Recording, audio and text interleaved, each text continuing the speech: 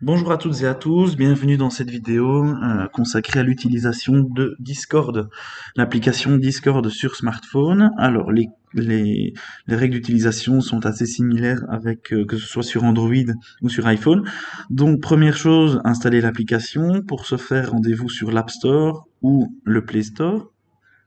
Vous pouvez rechercher Discord au-dessus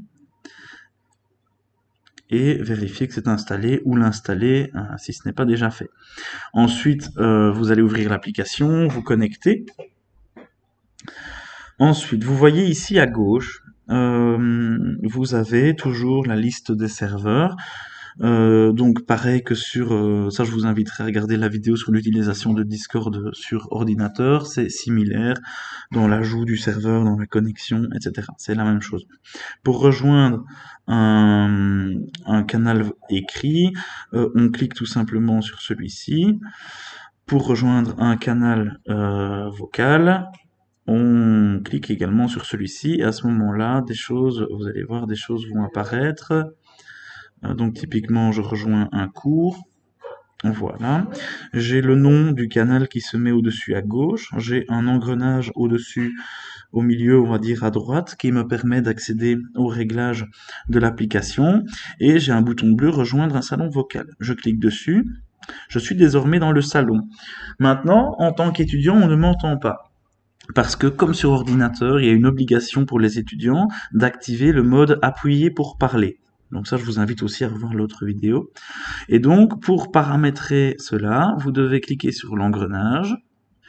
Et ensuite, dans Entrée, vous avez Activation du micro. Vous pouvez cliquer dessus et vous voyez, vous pouvez choisir soit détection de la voix, ce qui ne fonctionnera pas, soit appuyer pour parler. Vous cliquez sur appuyer pour parler, vous pouvez fermer la fenêtre grâce au bouton au-dessus à gauche, et désormais vous avez donc ce bouton appuyer pour parler en bas, et donc pour qu'on puisse vous entendre, vous devez appuyer sur ce bouton et le maintenir, et on voit le cercle vert qui entoure mon image personnelle. Donc ça veut dire qu'on m'entend.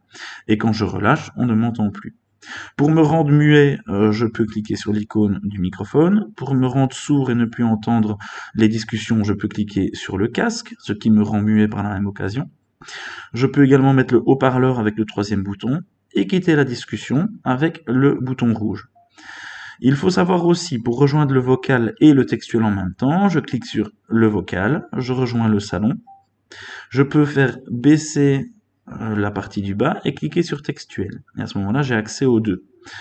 Si je veux revenir en arrière, je fais glisser la partie de gauche vers la droite et je peux revenir dans le salon vocal pour changer mes paramètres ou me déconnecter. Il n'est pas possible actuellement dans un canal vocal de partager son écran de téléphone ou sa webcam. Cependant, on peut partager la webcam dans les discussions privées.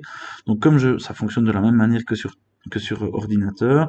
Donc au-dessus à gauche, vous avez le bouton pour accéder à la messagerie privée, et à ce moment-là, vous pouvez appeler les contacts, faire une recherche et les contacter par message privé et démarrer un appel vocal ou un appel vidéo.